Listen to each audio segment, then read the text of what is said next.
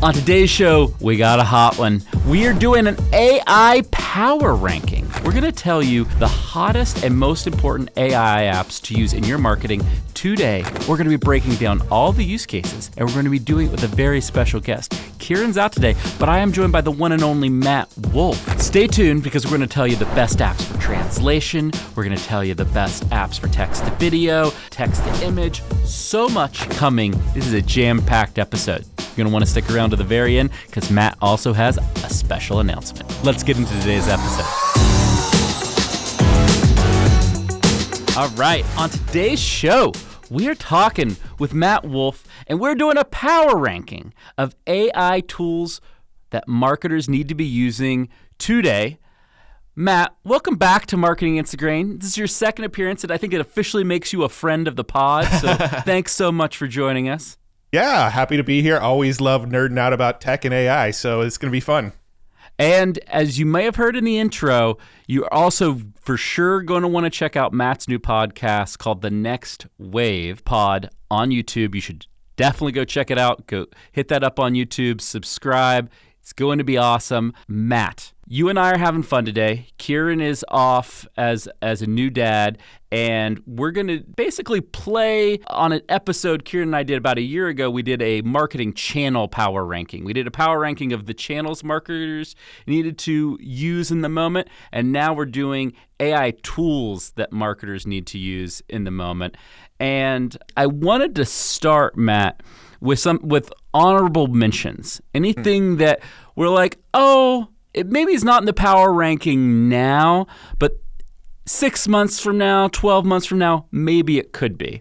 And I'll give you mine first for you to react to. What's your take on Hume as I'm pulling it up and showing like the brief demo video to everybody? Yeah, so Hume is really interesting because Hume actually listens to like the inflections in your voice. It listens to try to figure out if you're angry or happy or sad or depressed. And it notices like micro inflections in your voice to add additional context to the discussion you're having with it, which I think is going to be really powerful down the line, but it is still very, very early. I actually played around with Hume a little bit on one of my videos, and I just talked to it normal, like the voice I'm talking to right now, and it said, I detect anger in your voice. What's wrong today, Matt? And I'm like, where did that come from? So it's got a little ways to go, but I think it's really, really interesting. Yeah, and I think why it makes my honorable mention list for marketers is because the Hume demo that we just showed a few minutes of, and Darren will link up in the show notes. I'll send that to you now, Darren. What's interesting about it is the demo it's essentially like a real-time concierge on a website, which you could imagine if you could talk to a website, it can detect your emotion, get the details of what you're trying to get through, not just from the specific words you're using, but from everything about your voice.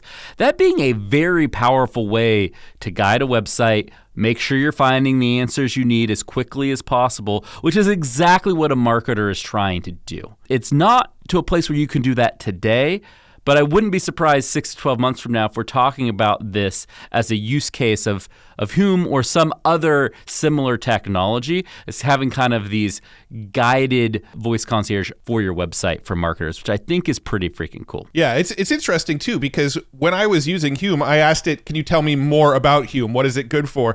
And it actually was jumping me around on the site to different sections of the site as I asked questions. So that was really cool as well. So I can definitely see it being used for like a customer support kind of thing. Hey, I have a question about X. It knows the question and it puts you to the right support doc, but it's also understanding, hey, is he upset? Is he happy? Is he like, it's also taking those clues. And I believe it's also going to watch your face and detect facial expressions down the line as well and use that as additional context. So definitely really, really interesting tech that I'm keeping my eye on for sure. Before we get back to today's show, here's a quick word from HubSpot. If you're a marketer, one thing I know for sure is you love data, and boy, do we have data for you. The 2024 State of Marketing Report is chock full of data and insights around the current trends that are shaping the marketing industry today. Things like artificial intelligence, you know I love AI tools, personalization, influencer marketing, all of the topics that are key to getting a competitive advantage advantage this year. It's going to make sure you're not stuck in old strategies and old tactics. So click that link in the description and go get your free copy of the 2024 State of Marketing Report today. Now let's get back to today's show. All right. Anything else in that, like, hey, I'm keeping my eye on it because it's not quite ready for prime time, but the promise of it is very interesting, and we should put it on our honorable mention list before we get into kind of the apps that are more ready for prime time today. So one tool that comes to mind that I actually think is really, really good already, right? It's kind of already there, is Suno. I don't know if you've had a chance to play with Suno yet. No, I haven't. Give me the rundown. Suno is an app that creates songs. So you give it a prompt. Oh, yes. I've seen the song. demo. I haven't used it yet. Oh, it's so good. So you can say, I want a song in the style of a early 2000s pop punk anthem, all about why people should listen to Marketing Against the Grain. And it'll make a whole 2-minute song about marketing against the grain in that style of music with lyrics, with background music. And the song is really, really, really good. The only reason I would put it in the honorable mention section is I feel like it's more of kind of a novelty, like a fun thing to play with yet. But, unless you need like a jingle for your business or brand, there's not really a whole lot of use cases for a business yet. But it is probably one of the most fun tools I've played with in the AI space so far. Well, what's interesting is I imagine for a lot of people out there who are running like if you're at a large organization, you're running high volume audio or video ads, you could have a lot of different jingles that you create very quickly and test, right? Like some type of persuasive song, or you could create some type of highly different video creative that is essentially like this AI song that kind of sets you out. So like there are real use cases there. They're just not going to be common, and they're not going to be for everybody, which is why it's not kind of at the top of our list. But I think that's a great way to call out. I've heard a ton of people being very impressed with what they've been able to make with Suno in the early days, which is really cool. Yeah, and it can do full 2-minute songs, so they're, full length verse, chorus kind of songs. And yeah, I mean, as somebody who has a YouTube channel, it's great for making like an outro music, song for my video or something like that. So there's use cases I'm playing with it, but if you're like a small, medium business and you're like, Suno's fun to play with, but you may not actually see a need for it in your business yet. Okay, so couple honorable mentions. Now let's get into the real deal. We want to share a few AI apps today that we do think are ready for prime time. And the question I normally hear from people, Matt, is like, where do I start? Like, I know there's this AI stuff out there, and I'm a marketer, and I'm just trying to get like my emails out. I'm just trying to do the basic stuff I'm trying to do. Can you give me something that I can just like go and start and do? And what we're about to tell you, these are going to be things in that category where you can go and actually get started, and there's a real use case. And I think definitely one of my tops is Heygen. Yes. And I know it's one of your faves as well. I've spent a few sessions with Josh, the CEO and founder over at Heygen, and one of the reasons I love Heygen is because they innovate quickly. If you're watching today's show, like a week and a half ago, probably when this airs, Heygen went completely viral because they've figured out a way to create a video avatar that can walk and make real emotions and hand gestures, and it's like, it is incredible, Matt. It is really good. Yeah, I mean, the translation, so you can translate your videos into any language that you want with it, and it will actually still use your voice, and it will actually make the lips look like you're saying the things you're saying in this new language.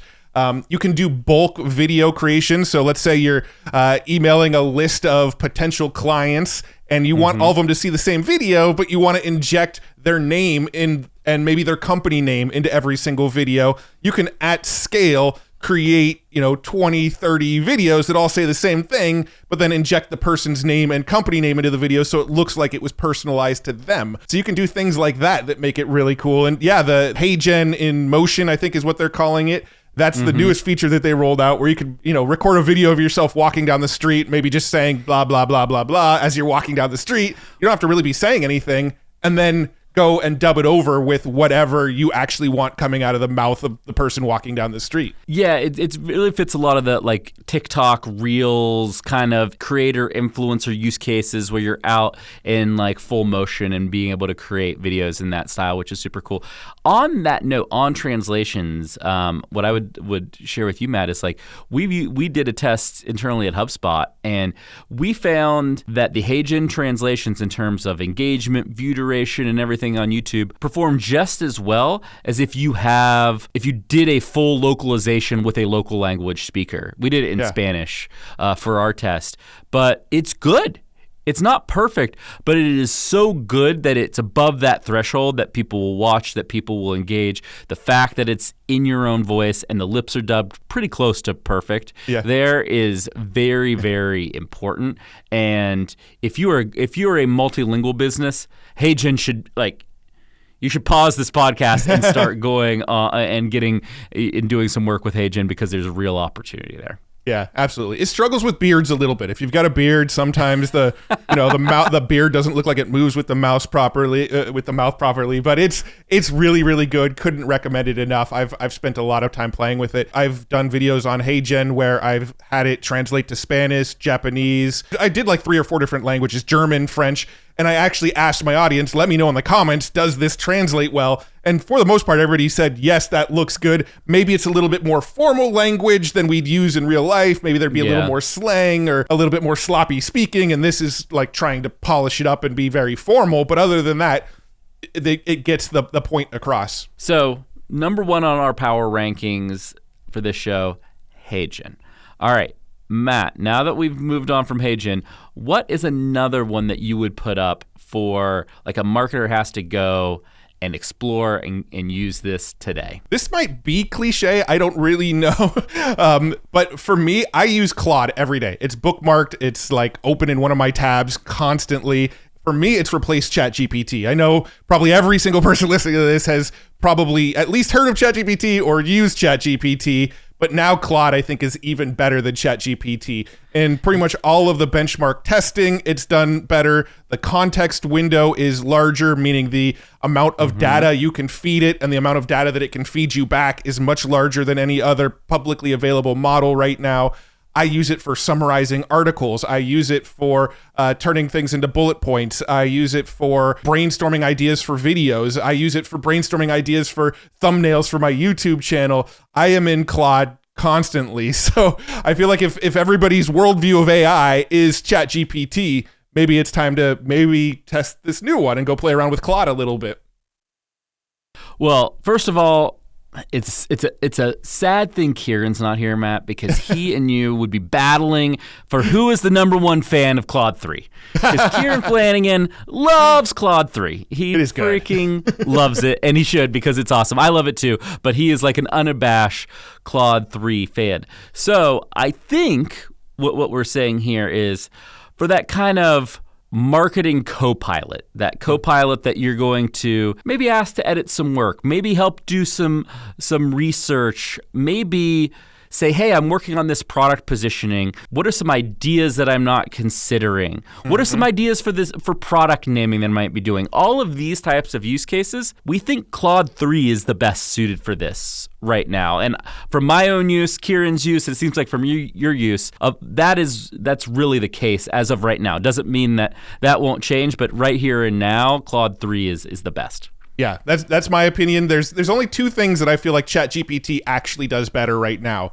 ChatGPT can actually search the web. Claude still doesn't search the web for you. So that's sort of one of the downsides of Claude. And the other is that ChatGPT has DALL-E built into it. So if you want to generate images directly inside of it, you can do it inside of ChatGPT. Saying that, we have Bing Image Creator, which uses DALL-E 3, does the exact same thing that ChatGPT does with images, and that's free for anybody to use, so you're not really missing out on much. Right. If you're just looking for a text-based co-pilot to go back and forth with your marketing work, while ChatGPT is also awesome, Claude is going to be a little bit better. We found the quality. And the right thing with these co-pilot use cases, it really does come down to what you said, Matt, that context window. How much context can you give it to get the best response back? And Claude 3 the context window is so huge now. Yeah, and to give more context, 200,000 context window is essentially 150,000 words. So the rule of thumb is about 75% of the context window is the amount of words input and output. So 200,000 context window means that you can upload a book that has 150,000 words and it will actually be able to find information from within that book. That's pretty awesome. So, Heygen, Claude 3, where are we going to go next, Matt? There are a bunch of great tools that we're using. One that we're using for this pod, Opus Clips. I would probably put Opus Clips on our list. We've got a long list of stuff we're using, but Opus Clips helps and cuts short form video clips out of long form videos. It's exceptionally helpful because the way the internet works today, if you have a long form video, you want some short form videos out there to go and kind of drive people back to it. Have you been using Opus Clips? What's your take on Opus? Yeah, I've been using Opus Clip. One thing Opus does is it uses its AI model to try to hunt down the spots that it thinks has potential to kind of go viral and then clip those out into like a minute segment. It's hit or miss for me. And I actually really love what it does, but it'll generate, 10 clips from one video. And out of those 10 clips, I typically will find one or two of them to actually, be good enough that I'd actually want to share it around. Sometimes it might begin a conversation and then cut off the conversation before it's over, so you don't get the punchline essentially. But it's pretty dang good. It's the best one out there that does what it does. Yeah, completely. If you're pressed for time, you don't have an editor, or you're doing something part-time, video is not your full-time job, like that the time-saving trade-off is going to be worth that because you're still going to get 1 to 3 kind of clips that you can use. Yeah, and I'm actually really impressed by how well it edits those clips as well, because if you're on camera speaking and maybe you're also sharing your screen, it will actually jump back and forth to making your face take up the frame and then jumping over to making the screen take up the frame, and then it also adds the subtitles like you see in all the TikToks and YouTube shorts as well. So it actually edits pretty dang well to a point where you're like, okay, I can actually see this doing well on TikTok or YouTube Shorts or Reels or whatever. It does a really, really good job at that. I think where they just need to hone it in a little bit is hone in that AI on finding the exact perfect clip, because while it is really good right now, it is kind of hit or miss. And like maybe 20% of the clips it creates for you will actually be usable. Yeah, and it kind of falls in this category that is kind of getting defined as content remixing. Quick plug for HubSpot Content Hub, which literally just got launched. I know you haven't even tried it yet because it launched yesterday. And there's a great AI app as part of it. It's called Content Remix, and takes one of your content assets, maybe it's a blog post, maybe it's a long form video, and it's going to use, if it's a blog post, maybe it's going to use ElevenLabs and help you cut it into a small audio file for a podcast or an internal update, or it's going to take this video and do video clips. It's going to do that same principle, which is regardless of what tool you use, you're going to want to do some type of remixing to say, I've got something that I spend a lot of time and effort on that I think is good. How do I merchandise it and get more out of it? Which is really what we're talking about. Opus Clips, Content Hub, there's going to be others that we'll, I'm sure, talk about on future episodes. But like that category, if you're a marketer, is becoming way more important. Yeah, and another tool that you just mentioned is ElevenLabs. I would put that in my Mount Rushmore of current tool AI tools as well. Let's just get into it. It's definitely on the power rankings. ElevenLabs is like, what's interesting is that all these apps launched within like 4 months of each other. Heygen, ChatGPT, ElevenLabs, Runway, all these things launched literally within 4 months of each other. We've talked a little bit about ElevenLabs before on the show, but please give everybody the rundown on ElevenLabs, what you think the killer use cases for ElevenLabs are. Yeah, sure. So ElevenLabs is a text-to-speech generator. It uses AI where you can enter any sort of text and it'll speak it out in a very realistic voice, right? We're way past the days of the old Apple computers. Like you cannot distinguish. Yeah, you cannot tell it's not a real human speaking for the most part. Right, it could be a little monotone at times where you can get hints of it, but for the most part, it's pretty good. And it can actually learn any voice, I think, with 30 seconds of sample size. So I can upload a YouTube video of me speaking for a minute, and it can learn my voice and then generate audio in my voice. They also have a voice marketplace, so if you don't want it to be your voice, or maybe you have a strong accent, or you just feel uncomfortable speaking on camera, you can use one of the voices inside of their marketplace as well and have a realistic human sounding voice.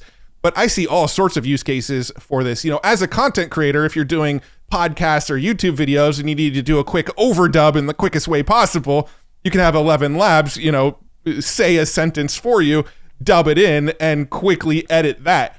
But I think the even bigger use case for more businesses is to create multimodality with your content, right? If you have a blog post, if you have news articles on your website, things like that, plug them into ElevenLabs, get the MP3, and then put a little audio player at the top of the blog post so people can press to listen to the blog post instead of having to read it. Accessibility reasons, some people have a hard time reading. The audio is better for them. If somebody's driving and they're like, oh, this is a really good article, I want to listen to this article instead of read it. Well, they can open up your web page, press play on the button, listen to it through their Bluetooth speakers in their car. Right. So I think it's really, really good for remixing your existing content into an audio version of the content. Yeah. What we would say is if you ever need audio and you have the information, there's no excuse to not have the audio anymore. Right? Like that's really what you're saying. It's not cost prohibitive. It's not quality prohibitive. It is, and it's not even time prohibitive because it's super quick. Yeah. And they've got APIs too. So it's really easy. If you know what you're doing with things like Zapier or make.com or one of those kinds of like integration tools, you can build little workflows where you're not even logging into ElevenLabs if you don't want to. No, it's just automatically going to create it in the background and give you that file every time you publish a new blog article or new newsroom article, whatever it may be, right? Absolutely. And they have translation features where it will actually translate whatever you put in into whatever language you want, and it'll still sound like your voice. So it's like what Heygen does for video. It does this specifically for audio. So I can plug in a whole blog post, tell it to translate it to Spanish, and then I can, if I wanted, have a second version of that blog post in audio form in Spanish. They also just released a new feature for sound effects. So you can go in there and say, I need a sound of a siren or a dog barking or somebody dropping a box of soda cans or something, right? And it will go and generate those sound effects for you too. Probably a little bit less useful for like small businesses, but if you're a content creator, it's actually pretty dang useful. One of the themes of today's show is that one of the early use cases, if you're a marketer, is that translation multilingual use case. Because both Heygen and ElevenLabs make it so easy for you to get really good translation very quickly and very cheaply, which is, especially if you're a small, medium-sized business, that has been a real impossibility up until really like the last 6 to 12 months. Right. And that is a game changer. And so sometimes remixing your content does just mean a different language, right? It's not anything more sophisticated than like, hey, I did this in English. It'd be great to have it in Spanish and French and German, right? Like we can do that. That is like within our control to make happen. Yeah, in every modality, video, audio, text. It's pretty easy no matter what sort of form of content you bring on the text side, what do you think is best on that text translation side right now? I like a tool called DeepL. Yeah, so it's a translation tool that uses AI to do the translation. There is Google Translate, which is really easy to access. You can copy and paste right into it. It'll do it pretty well. But DeepL, I believe, has like a more of the AI neural network built into it, so it actually works a little bit better. But yeah, there's a lot of stuff coming out that can do that. I don't know if Descript does translation yet, but if they don't, I'm sure that's coming very, very soon in tools like Descript. But right now for text translation, DeepL is the one that I go to. All right, so DeepL for text, ElevenLabs for audio, Heygen for video. You got your Mount Rushmore of translation for any of your marketing content right there, which is pretty incredible and something that is also, none of those are super expensive or cost prohibitive to really Most of them even have free trials, free plans to play with. When you upgrade ElevenLabs is $5 a month to upgrade. And like, it's crazy to me how inexpensive it is to be able to use ElevenLabs and tools like that. Next, we're going to start with the use case, then we're going to give an app or two, because I think one of the best marketing use cases right now is text to image. And the reason for that is if you're a marketer, you've hated using stock photography. You've got that perfect ad copy, but you don't have the right image to go with it. You've written that perfect article, but the image doesn't quite go. Like, it's one of the most frustrating things in the world is to find the right image with the story you're trying to tell. And Right. text to image does an incredible job of solving that. Yeah. And I think we should give folks the top 3 text to image we think right now to help people kind of go and get started. Like for example, we used Midjourney, which is a great text image product, just for ad images for like Facebook ads. And we saw a massive improvement because you could have the perfect ad image to go with your ad copy. Right. And like that's like, it seems so simple, but that's just an easy win you can go and do. Yeah, for sure. And pretty much every single thumbnail that I use on my YouTube channel now is an image I generated with one of these AI image generators. But it's funny you said 3 because there's 3 that I sort of rotate between depending on what I need them for. Midjourney being one of them. I love like the color palettes and the contrast of Midjourney. There's something really pleasing to the eye about the images that Midjourney generates. There's like a really like artistic style where you can see the image and you can kind of go, I can tell that's Midjourney. It's got that Midjourney look to it, and it's really, really nice looking. But Midjourney also has some issues with prompt adherence, where if you give it a sort of complex prompt of I want somebody on a hoverboard with a lake behind them at night with the moon shining behind them and a cityscape, some of those elements are going to get missed, right? If you want something that's really, really detailed and you want to put a lot of things into that prompt and you want it to make sure that that image has all of those little elements that you put into your prompt, there's nothing better than DALL-E 3, which you can use through ChatGPT. You can use it through Bing Image Creator. In fact, I think if you just go to like Bing Chat, or I guess it's called Copilot now, if you just use Microsoft's Copilot, you could generate images directly with DALL-E 3 right now, and they're super prompt adherent, really, really good. Like I did a test where I said I wanted a 3-headed dragon sitting on a couch, wearing a fedora, eating nachos, and watching MTV or something like that. Yeah. And it got all of the elements in that image. It didn't miss a single one. I don't think that the images DALL-E generates are as aesthetically pleasing as what Midjourney generates, but it's really good at getting all of those elements into the image. And then the third one is Stable Diffusion. It's an open source model that's completely uncensored. You can make anything you want with it. Literally nothing is off limits to what you can create with Stable Diffusion. But Stable Diffusion is very, very complicated. You need to install it on your computer. You need to use a user interface called Automatic 1111, and you gotta be comfortable working with your terminal on your computer. It really only works well if you have like an NVIDIA GPU in your computer. It really only works well if you're on a PC and not as well on a Mac. There's a lot of downsides to using Stable Diffusion because of the complexities, which is why I like a tool called Leonardo AI, which is Stable Diffusion under the hood. But Leonardo is sort of that front-end user interface that's in the cloud that can do everything Stable Diffusion does, but from a web interface. And they also have like a credit system where every day you get like 150 free credits a day. So most people can just use the free plan and just generate whatever images they want. And again, totally uncensored. You can do what's called control nets inside of it, where you upload a specific image and then you tell it to generate an image that matches the like pose of that image. So if you have a person who's, going like this and doing like some sort of shocked face or something, you could find an image of somebody online doing that face, pull it into Leonardo and say, I want this same pose, but make it a different character. And it'll generate an image that follows that pose using the control net and give you that image that looks exactly like what you want.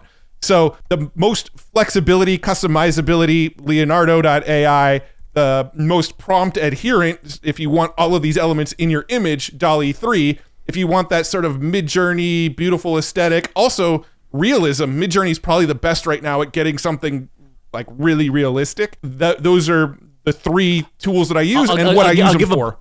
I'll give a bonus out there. Have you used Recraft yet? I have not used Recraft. All right, check out Recraft.ai.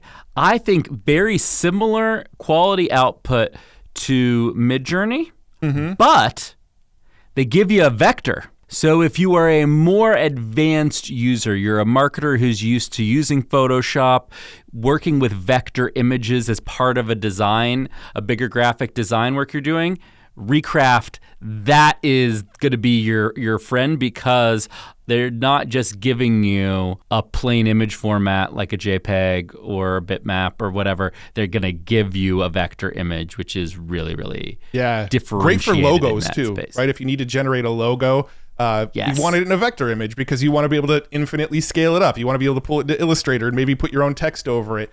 Another one that I've played around with a little bit is Ideogram. Ideogram is probably the best in the market for adding text to your image.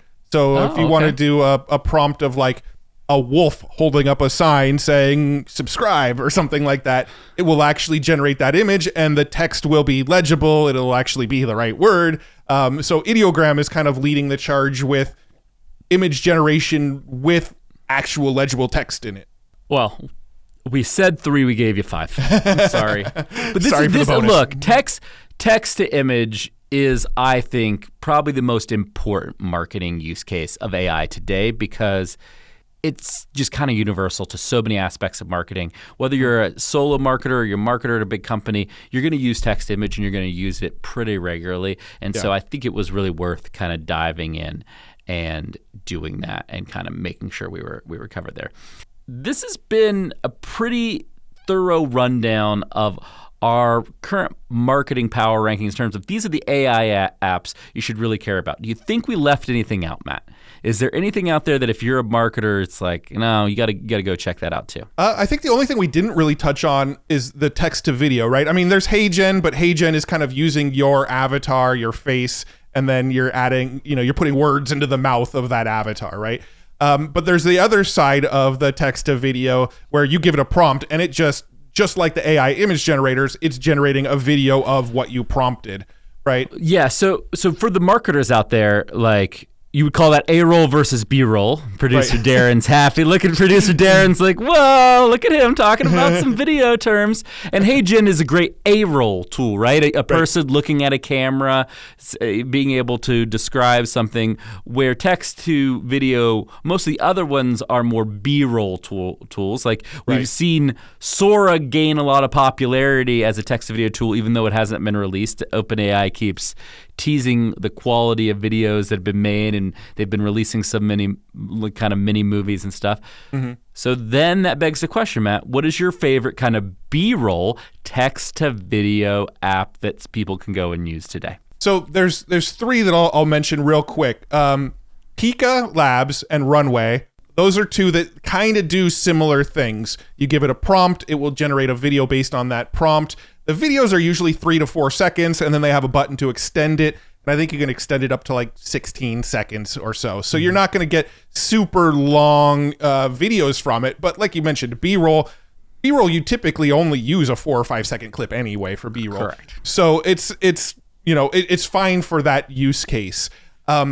They also have like in painting where you can generate a video and then sort of select an area of the video and go, all right, I want to change just this section of the video, which is really cool. That's kind of one of the newer features we're starting to see in some of these AI video generators. The new one that's starting to roll out is one called LTX Studio from a company called Lightricks. And LTX Studio is one where you can give it a prompt and it will make a whole long video for you, a minute, 2-minute video for you. But it uses similar technology to Runway and Pika, where it's generating 3-4 second clips, but it's stringing a whole bunch of them along to get you a long video based on your prompt. And then you can actually get in there, see the storyboard of the whole video and say, all right, the shot that it used in, the 5th shot in this video isn't quite right. And then you can go in and re-prompt each little clip individually if you need to. So it's kind of like doing what Runway and Pika do, but at a more like bulk level where it will generate the entire video. If you're doing maybe a long form or you needed some abnormally long B-roll, like that's going to be really compelling. Where if you're doing a video with a lot of cuts and you need like the very specific short bursts of B-roll, maybe something like Runway or Pika is going to be a little bit better in those use cases. Yeah. And I mean, I'm sure there's some decent use cases for video ads on Facebook and places like that. I don't do a lot of paid media these days, but like, I feel like it'd be really fun to play around with some of those kinds of tools for video ads on places like that. I completely agree. I cannot believe how much we crammed into today's show. This is like, I was thinking before we recorded today, Matt, I was like, who does Matt remind me of? And you know what you remind me of? You remind me of Mr. Wizard, but for AI. Oh, yeah. Do you remember Mr. Wizard? I loved Mr. Wizard so much. He was like a Nickelodeon science. It was a show on Nickelodeon where he taught everybody science. And he would do the experiment where like you stand on your head like against a refrigerator and swallow an apple upside down to show that you can swallow upside down, like the vinegar volcano, all of those things where it's like, take this thing that people don't really understand and explain it in a really good and simple and usable way. And that's what I felt like you did today. And I really, really appreciated your help in doing that, because I think we just gave all the marketers listening some things that they can go do today to start using AI that's going to help their marketing, that's not going to be overwhelming, it's not going to cost a fortune. All of those things are going to be really important. But before we go, Matt, you are doing a new show on the HubSpot Podcast Network. It's called The Nextwave. It is all AI. If folks love today's show, they're going to love the new pod. Tell us all about it. Yeah, so this podcast has been a blast. We're working with producer Darren over here to put it out, and it has been such a cool experience working with HubSpot to build this show. But the concept of this show is that me and my co-host Nathan Lands, who is very deep in the AI space as well, we have conversations every week. Our goal is to be your business's chief AI officer, keep you in the loop with the latest news in the AI world, keep you up to date with the latest tools, very similar stuff to what we talked about today. We're bringing on amazing, fascinating guests that are building things in the AI world. So a lot of amazing conversations that are going to keep your finger on the pulse of what's going on in AI. And we're launching really, really soon. So check it out wherever you listen to podcasts, on Apple Podcasts, Spotify, everywhere else. We're also doing video versions over on YouTube, so you can find it over at the Nextwave Pod over on YouTube. But super excited to get this out into the world. Well, I know I'm going to be a subscriber to Nextwave Pod. I hope everybody listening to today's show is. Matt, thank you so much for joining us. Can't wait for you to have you back on again in the future. Thanks so much for having me. It's been a blast. This data is wrong every freaking time. Have you heard of HubSpot? HubSpot is a CRM platform where everything is fully integrated. Whoa, I can see the client's whole history, calls, support tickets, emails, and here's a task from 3 days ago I totally missed. HubSpot. Grow better.